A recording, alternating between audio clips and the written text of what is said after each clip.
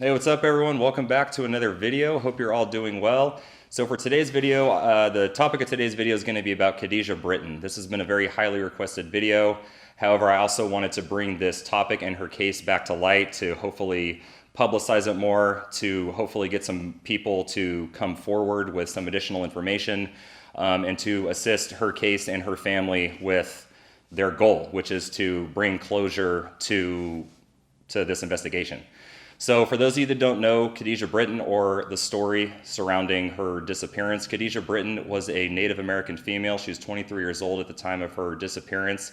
She lived in Covelo, which is a town in Mendocino County, and resided on the Round Valley Indian Reservation there. So for Khadijah Britton's case, she unfortunately falls into that statistic of missing and murdered indigenous women in America and Alaska and Canada, where a lot of their cases go completely unsolved. So they're according to the statistics, they're 10 times more likely to be a victim of homicide on Indian reservations throughout these various areas. So Khadijah Britton's story, I was there working as a deputy for the Mendocino County Sheriff's Office from the start of it up until, it's still an ongoing investigation, but at this point in time, because it's been over 4 years now, we actually just passed the 4-year anniversary for her disappearance, but now it's actually a cold case. So I'm just gonna go ahead and get into the story, and there's been a lot of questions and rumors and stuff that have come up regarding the investigation itself.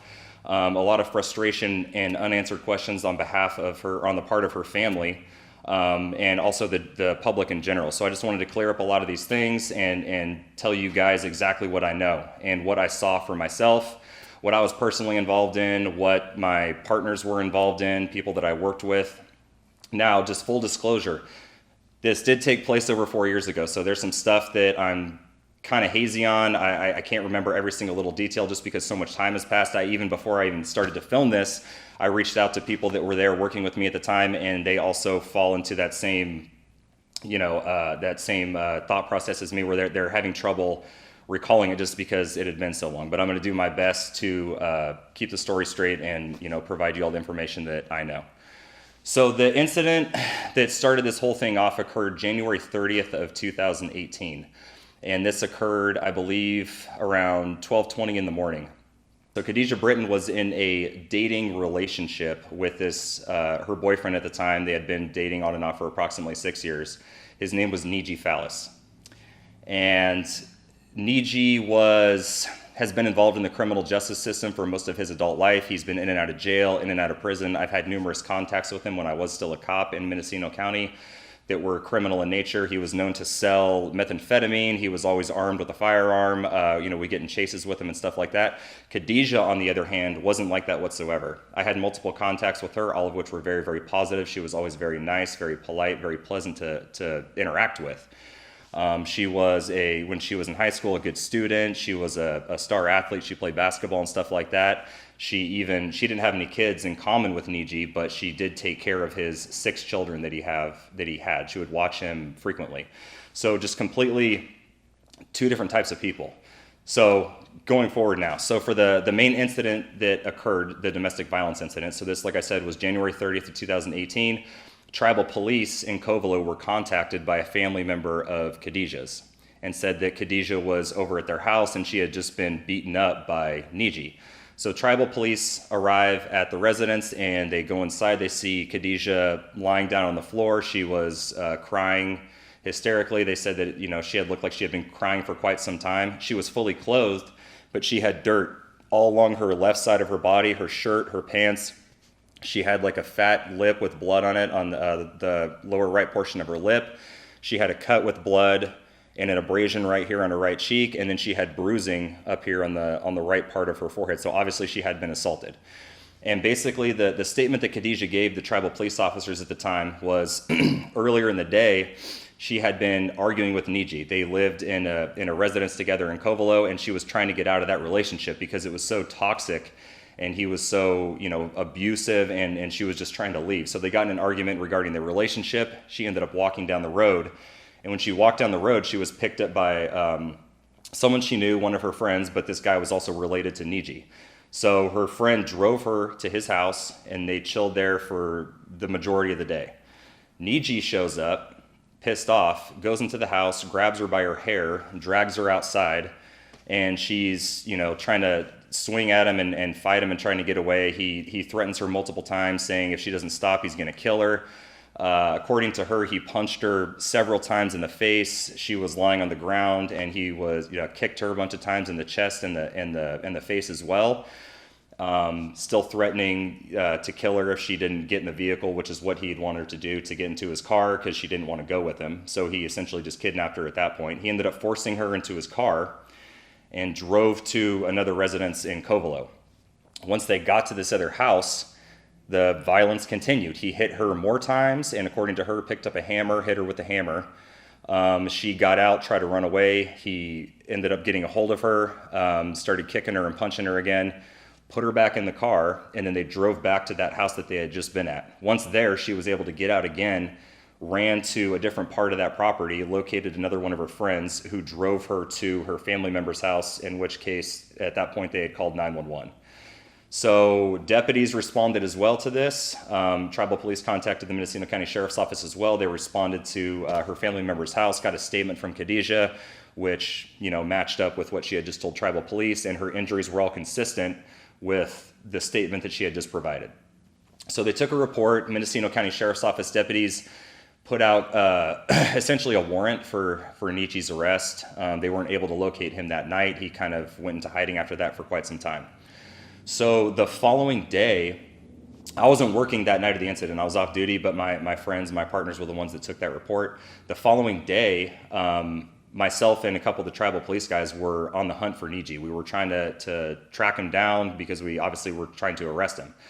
Now, for those of you that live in Covelo or have worked as cops in Covelo, know that can be a very, very challenging task. If somebody wants to go into hiding and they have adequate amount of friends and relatives and associates, it's very, very easy to be able to do that and to avoid detection by law enforcement. However, we were going to everyone's houses that he used to hang at. We were talking to all the people that he would chill with. We were actively trying to track this dude down, but obviously we weren't able to do that until sometime later.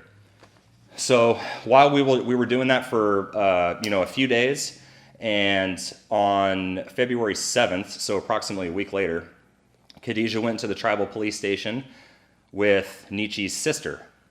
And Khadijah said, hey, you know what? I want to retract my entire statement.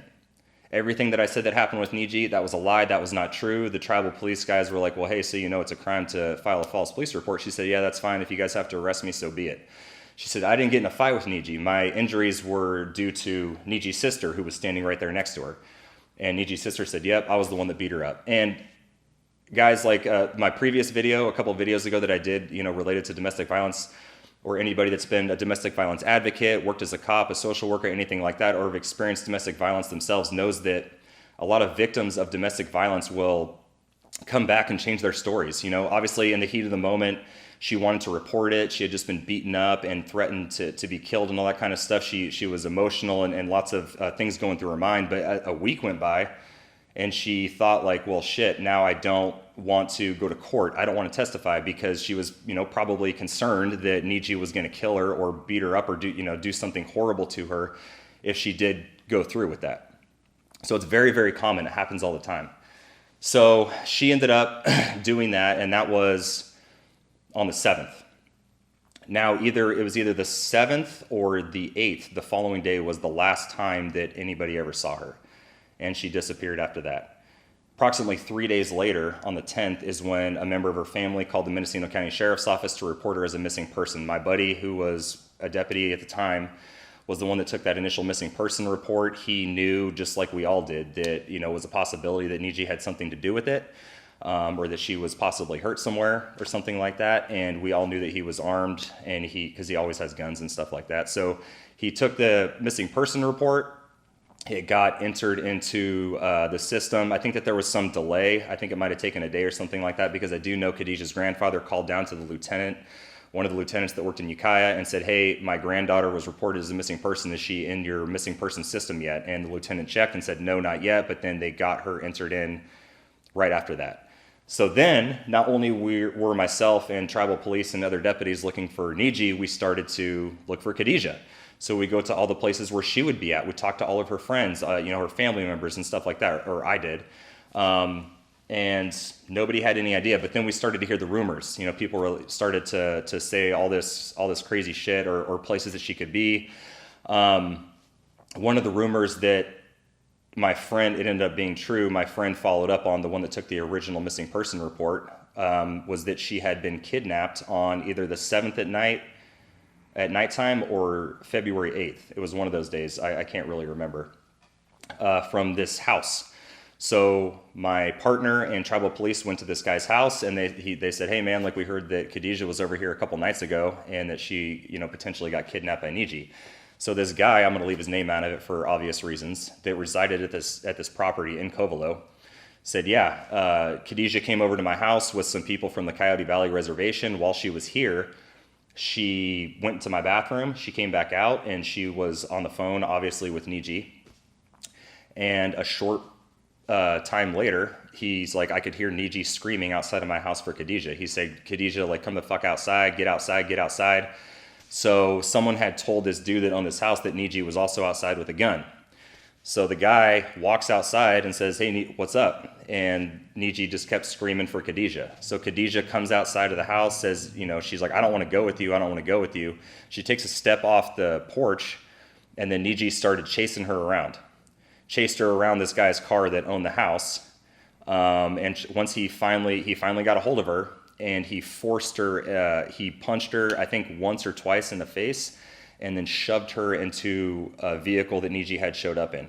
Now, the guy that owned the house, he witnessed this, and he said that he did see Niji with a gun. He described it as a Derringer silver in color, but he wasn't able to give a description of the vehicle. I don't know how far away the vehicle was from his place, from his residence, but it's Covelo. There's no street sign, there's no street lights or anything like that. It's super, super dark, so he wasn't able, at that time, with that statement, able to give an accurate description. And then they leave. And that was all the information he was able to provide. Now, one of the other things that I did hear was who the driver of that vehicle was. So long story short, I ended up tracking her down and getting a hold of her. And I actually had to talk to her a couple different times. And on the last time I talked to her, she said, she admitted to it. She said, yes, I was the driver of that vehicle. I drove Niji over there, and then I asked her, well, did you see him with a gun? Did you see him hit her? What did you see? And you could tell that she wasn't being entirely forthcoming. You could tell that she was holding back for whatever reason it was. But all she told me is that, yeah, I drove over there, I parked, and he went to go get Khadijah, but I just like stayed staring at my steering wheel, basically.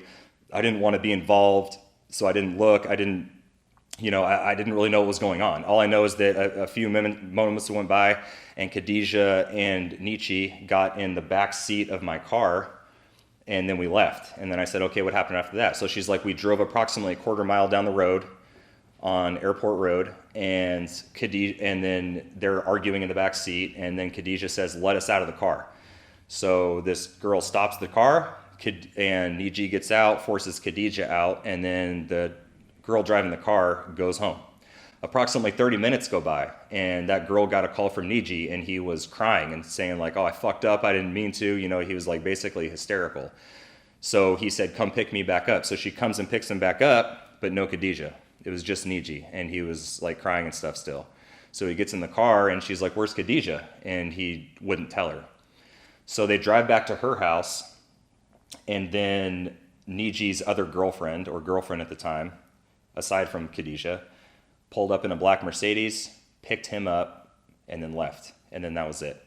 The girl that I was getting that information from, they said, that's all I know. I don't know anything additional. Whether she does or not, we'll never know, because she's actually no longer alive to provide us any additional information. So that's all that we were told at that point. Typically right on the other side of this hill is where he picked her up, supposedly at gunpoint from that witness. Then they were driven right over here, right around to this area right here. And this is where Niji told the girl who was driving the vehicle, stop the car, we're getting out. And this is where him and Khadijah exited the vehicle. And the girl drove off, went home. And then, like I said earlier, she returned approximately half an hour later to this general area and picked Niji up, but there was no Khadijah. And then they went back to her house.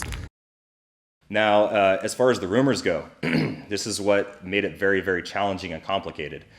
I would hear personally, no, Niji didn't kill Khadijah. She's over chilling with some friends in Lake County. She checked herself into rehab up in Redding. This one was very, very, very common, and it circulated a lot, that said that she was kidnapped by the Mexican cartel, because the Mexican cartel has a very heavy presence in Covelo, obviously, and sold into sex slavery or sex trafficking down in Mexico. So that went on for a while. But, all those rumors, that we did follow up on it. I know that a lot of people and the family thinks that some of that work did not get done.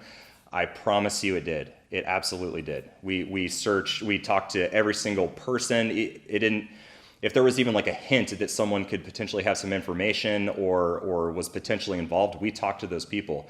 In fact, during that time, I personally was searching for people in Covelo that had some possible involvement or knowledge about what happened. For the most part, these were people that were very close to Niji, his family members, his close friends, and stuff like that. Most of them had warrants for their arrest. So usually I'd find them. If they had a warrant, I'd arrest them. I'd transport them to Ukiah. They'd be interviewed by detectives and then booked into the Mendocino County Jail. Or if they didn't, they would be detained until detectives came to Covelo, and then they would be interviewed at that point. So all that stuff was getting done. We did, I think it was over 40 search warrants on various properties that she was supposedly at. That includes Niji's mom's house, a lot of his friends' homes. There was an incident at Niji's mom's house where she was seen hosing out blood from inside of her house, so that and one of the rumors was that Khadijah her body had been taken there. So I sat on that house for a whole night until Department of Justice arrived the following day, their forensic unit, and they came in, they swabbed the house. We also found a shallow grave in the backyard with a cell phone next to it. The cell phone was collected, the data was dumped off of that, dirt samples were taken for DNA analysis of the shallow grave. The blood came back inconclusive, or it wasn't human blood. It was like blood from an animal, I believe, because they had also had a bonfire there, and they had killed a bunch of dogs that were attacking each other and threw the dogs' bodies into the fire. So no DNA from the shallow grave either. And we'd also hear like, oh no, Khadijah is, she's been dismembered and she's over here at this guy's house that's friends with Niji, or she had been burned and she's over here, or she's buried over here. So all those properties got searched. They even drained a pond out by the airport, which is near the area where she had last been seen. So like I said, over 40 search warrants, just hours and tons of man hours were put into that. On one of the search warrants alone, they had over 150 people, lots of search and rescue personnel. People from outlying agencies came in to assist us as well. Now, I know that there's one of the big things that the family has told me personally that they have an issue with was the amount of time it took from when she was reported as a missing person before detectives and everybody else got involved. So I've done my best to think about how long that time frame was, and I can't remember. I even asked people, like, how long did it take before these guys actually hit the valley and started like going hard at it in terms of the investigation? Because like I said, myself and tribal police and a couple other, my partners, we were searching from day one just because we were boots on the ground, we were patrol, so that's just, and that was my area anyway, so that's what we did. But in terms of the detectives and all those guys, I don't remember. I don't remember how long it took them. I don't know if it was a week, if it was 2 weeks, if it was a few days, so I'm not entirely sure. So we followed up on all the rumors. Like I said, we talked to everybody that we could. Nobody was giving up anything. And you got to remember, like, Niji is a prison guy. So all of his, a lot of his friends, his close friends and his family, they've all been to jail. They've all been to prison, and they weren't under any, it didn't matter what they had hanging over their head. It didn't matter what their warrants were for, felony warrants, that they were looking at prison or jail time. They didn't care. And I was there for a lot of their interviews. They wouldn't say anything. So it's the frustration for people, or for the family when nobody's coming forward to say anything. Realistically, in my opinion, and this is shared by a lot of the law enforcement that was involved there at the time, there's probably 5 or less people that were involved or that know, what happened or potentially where she's at. And we all know who those people are. And I truly hope that's part of the reason why I'm doing this video, not just because it's been highly requested by a lot of people, but it's to get the information out there, and hopefully it's weighing very, very heavy on their hearts. And it's going to start to have people, start to think and maybe like, okay, maybe I should do the right thing.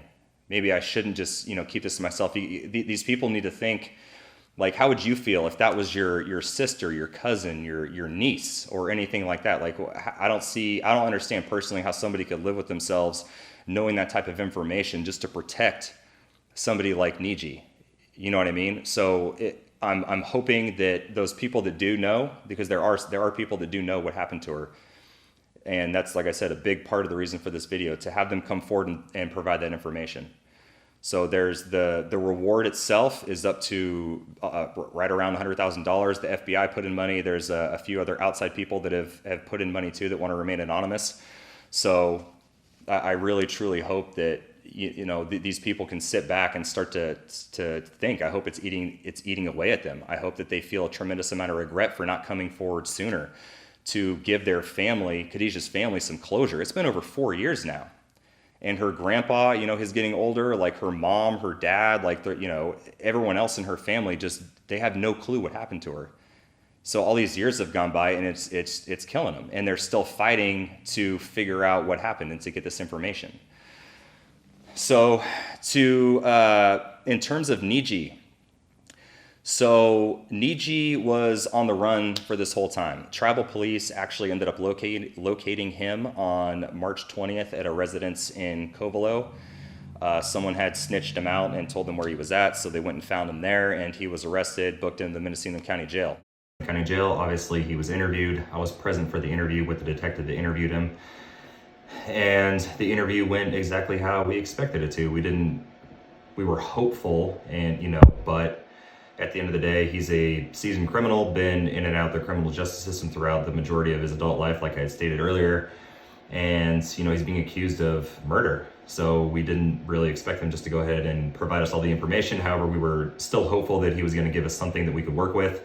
And that just wasn't the case. He completely denied any involvement, had no knowledge whatsoever about her current whereabouts. He just kept saying, it's not my business where she's at. And, we were like, well, how's it not your business? You were in a relationship with her for, over 6 years. And he just said, I don't know, it's not my business.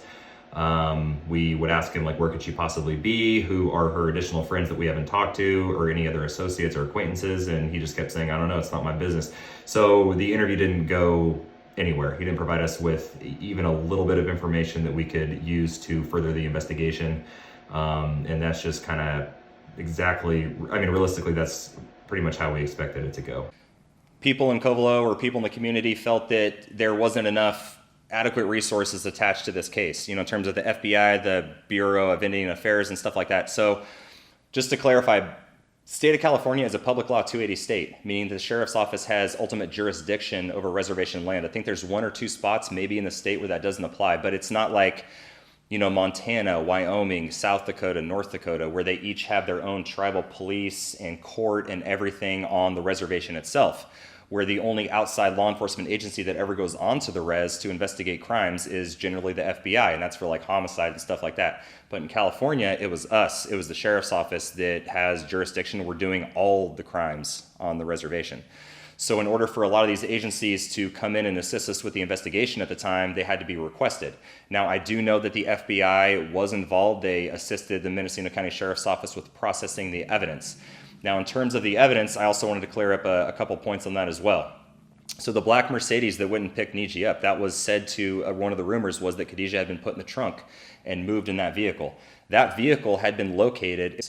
So the vehicle itself was located and processed by the Mendocino County Sheriff's Office detectives prior to it being set on fire in front of the same property that it had been located at and searched the first time. A search warrant was done, they saw the car, they collected everything that they could, and later it was set on fire. So the other thing is evidence that was supposedly not turned over to the sheriff's office. Now, I did clarify this later on with detectives, so there was a lot of horrible communication throughout this entire thing. So people would say that, hey, this piece of evidence didn't get turned in to you guys, or you didn't do anything with it. That's not true. Everything that was turned over to the sheriff's office was looked into.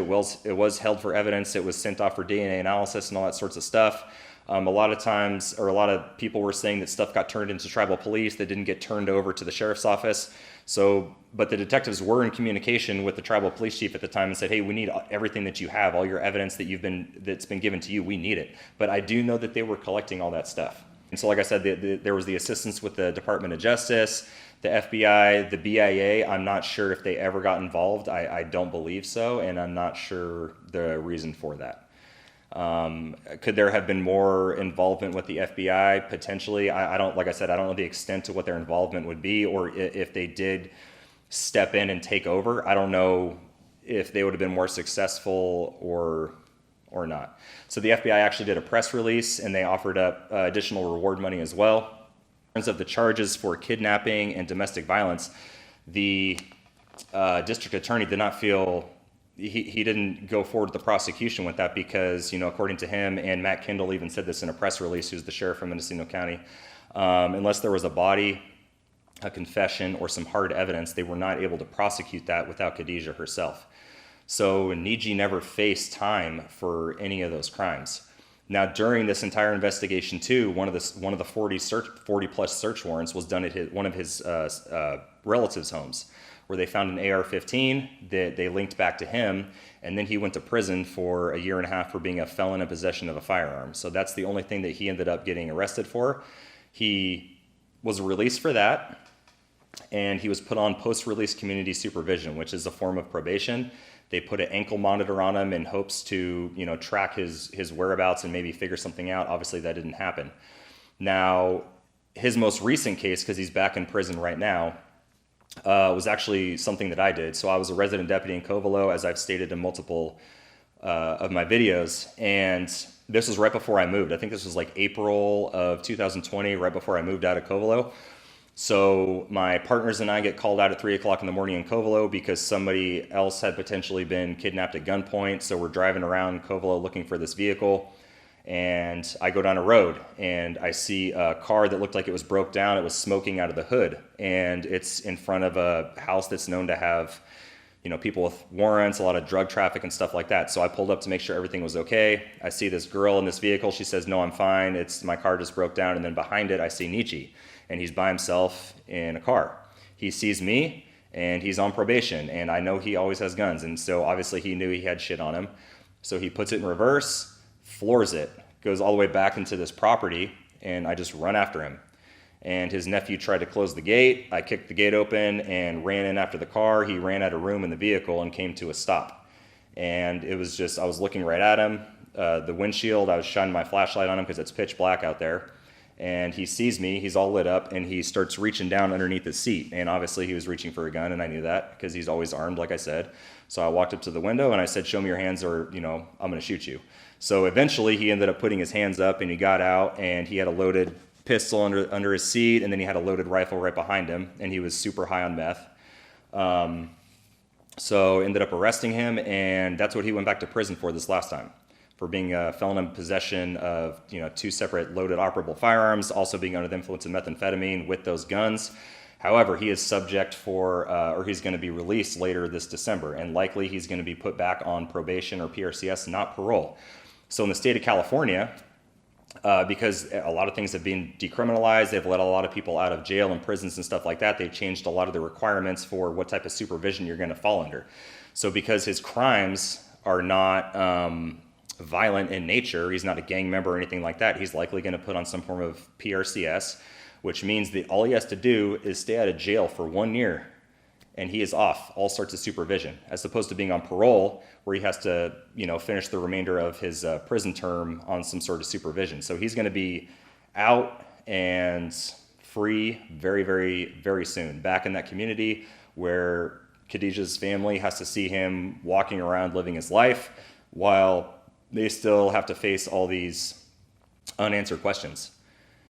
Anyone else that's watching this that has any knowledge or information on the disappearance of Khadijah Britton, I'm not talking about doing it for the reward money or anything like that. Do it because it is the right thing to do and to give her family the closure that they deserve and the justice that Khadijah deserves as well.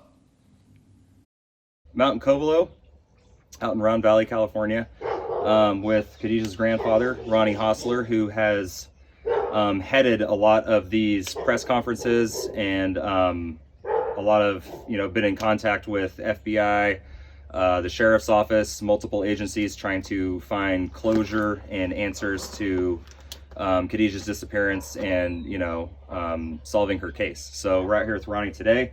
So Ronnie, thank you for meeting up with me. I really appreciate it. So where are you guys at with everything? I know we kind of just talked a little bit before this, but why don't you go ahead and let everybody know where you guys are at with all this stuff? Right now we're at a standstill with the Sheriff Department. We're at a standstill with the BIA, MMU, the FBI, who I talked to for at least an hour this morning, that we're trying to get more resources to come in and help Mendocino County Sheriff Department. But we need a lot of help from the public to give Matt a call, Sheriff Department, and help bring in those sources to help with the investigation. What do you think, or what do you and the family feel like the sheriff's office could have done better from the start of Khadijah's disappearance?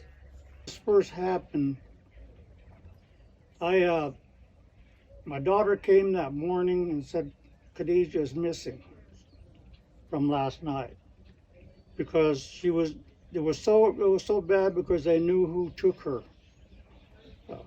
So I called the lead investigator at that time, who was Shannon Barney at the time, and I asked him if he was looking for my granddaughter, and he said, I don't know, what happened to her? I said, Need you follow us, took her last night, and we haven't found her. Her mom's looking for her. He said he made a phone call, and he said, well, she's not in the system.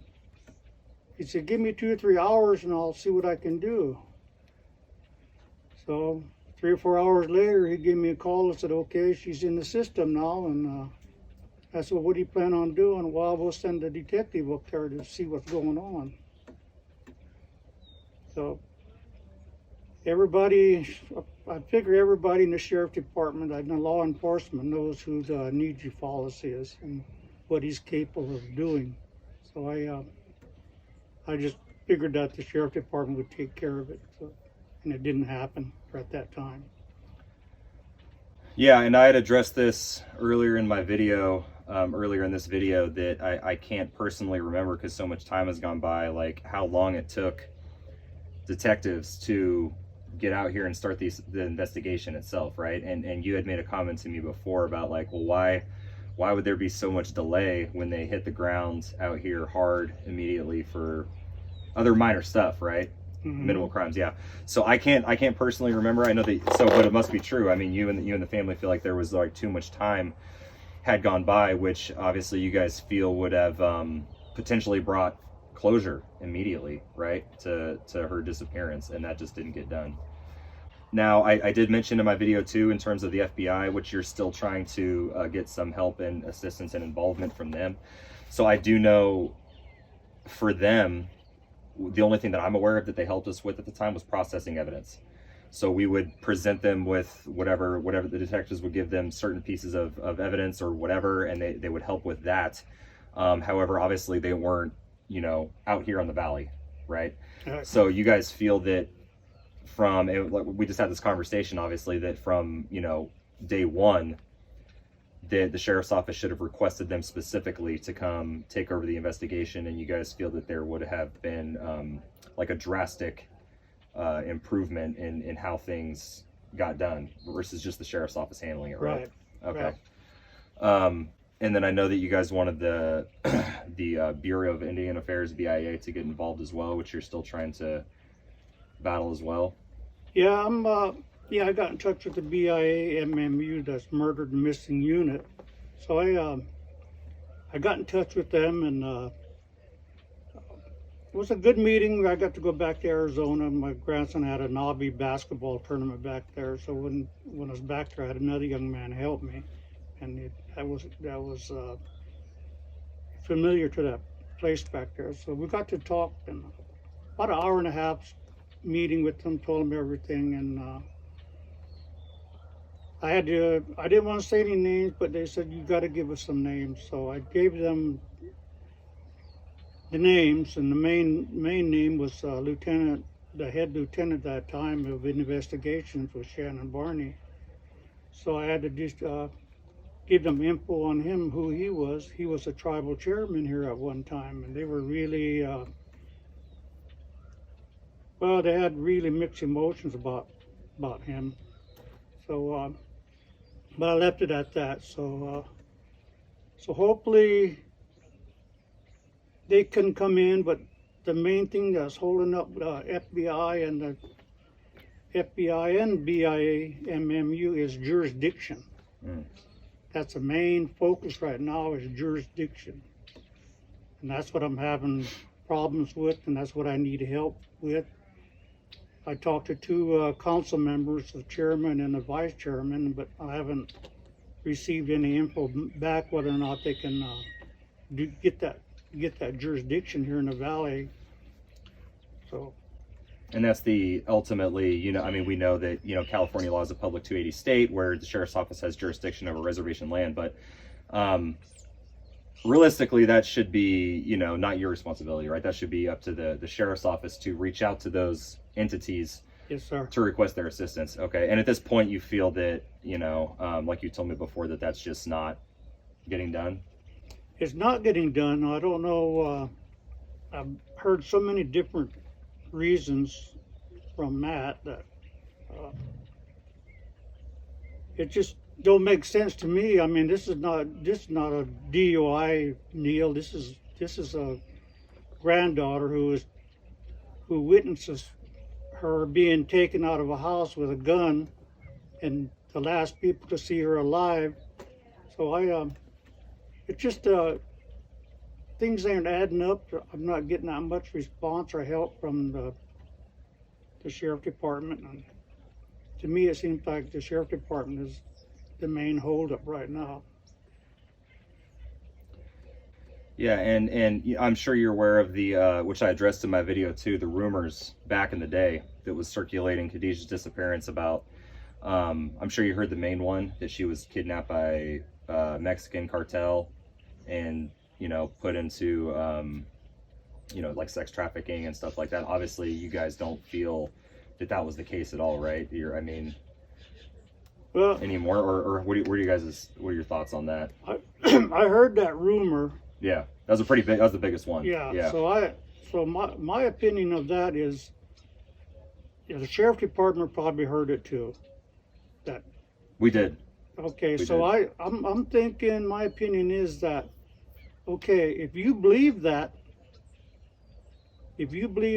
is what happened to her, wouldn't you go back to last people to see her alive? That would be Niji Follis and all those people that witnessed in that house. Yeah. You go back, they seen her alive. Niji was the last one to see her, plus Antonio. So who interrogated them to find out where they dropped her off? They were the last ones to see her. So why not find out where they took her? Yeah. That's why I didn't believe that. Right. So I figured that's my opinion of that. And well, and my opinion at the time when I heard that too is, quite frankly, I thought it was bullshit, you know, right away. And obviously there was a lot of other rumors circulating her disappearance, or around her disappearance, but I felt that wasn't the case, you know, and we're on the same, you know, thought process as that. So I just, you know, so what do you think? And obviously we talked about this already, and I've mentioned this in the video already, that we feel that there's like, you know, 5, 6, maybe 7 people that know what happened to her, right? Yep. That helped and have some knowledge of that. Do you feel that there's anything that's going to, I mean, can you think of anything that would, you know, get those people to come forward, or anybody else with information? Obviously the reward is up to like almost $100,000, and it has been for a minute. You know, the FBI put in some money, obviously some anonymous donators as well as I think the sheriff's office contributed some funds. Yeah, they put in $25,000 plus the 85. Right. I'm not revealing the source. Sure. Of the 85. Sure. I mean, that's yeah, that's a privacy thing, but I know who they are. I got all the info on them. I know where they're at. Yeah. I talked to them personally just to make sure that if anything happened, they were ready. So that's all I can say about the 85,000. Yeah. Do you? I mean, obviously, you guys hope, as well as everyone, you know, that they're going at one point. That's just the guilt and regret is just going to eat them up, and they're going to do the right thing, which they should have done from day one and come forward. But I mean, realistically, do you think that they're ever going to say anything? I mean, there's no way to know for sure, but like, what's your opinion? I don't. Excuse me. No, I don't believe they will ever say anything. That's why I'm still fighting. That's why you're doing what you're doing. I'm doing what I'm doing Yeah. with all the law resources that I can come up with, and right now I have this contact that says they're trying to work on getting me in contact with the Attorney General. Mm-hmm.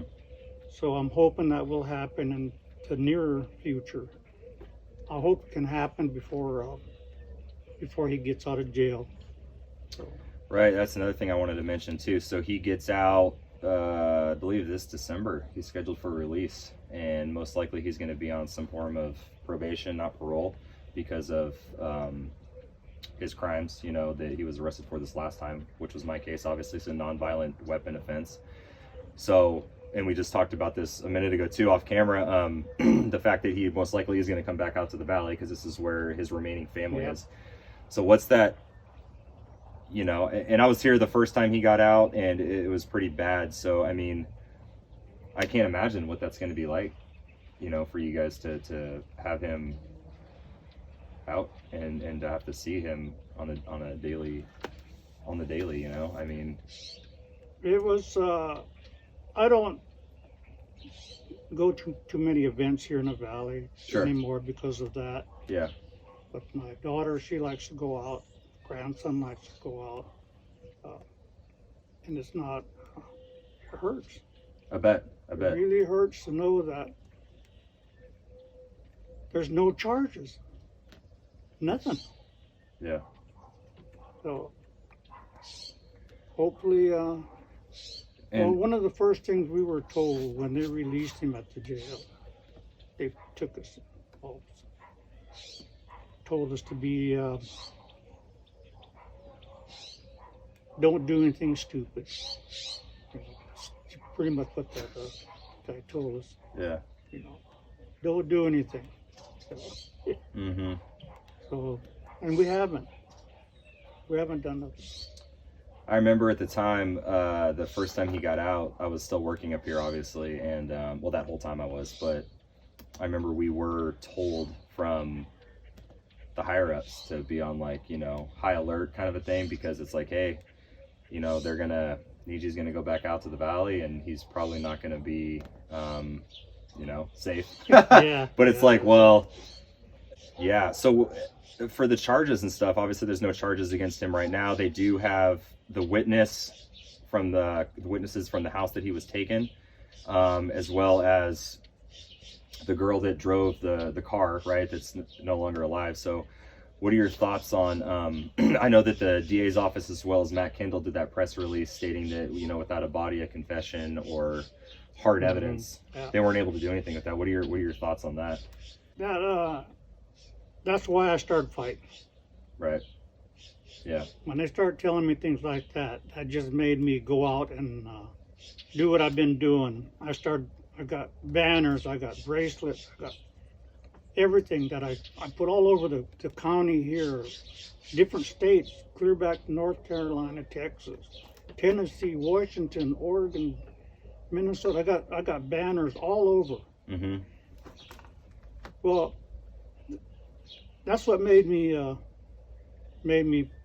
It's just like when you get backed into a corner, you come out fighting. Mm. And that's what I'm fighting for right now, is justice. I want justice for my granddaughter, and I'm going to get it. I believe you will. But I got to have, Yeah. I can't do it by myself. I need the people, public. Yeah. I need the public to come in, Like the statement I seen this morning that I let you read, they need to start calling the sheriff department. People need to start calling the FBI. They need to start getting the BIA involved, coming in. Mhm. So that's what my goal is right now, is to get everybody resource I can, and heck, I'll even rehire you if you want to. Yeah, you've been hard at it for like it's her 3 years. anniversary, just Yeah. so 4 Yeah. 4 years nonstop. I know you've done a lot, and I know the family has as well, and so well.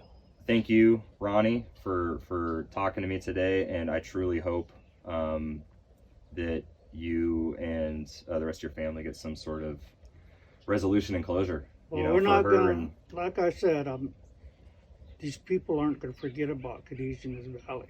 yeah. I'll make sure of that. My name is Scott Shelby. I'm the Assistant Special Agent in charge of the San Francisco Division of the FBI. First and foremost, I want to express my deepest condolences to Khadijah's family, who have been suffering for the past 3 years without answers or justice for her.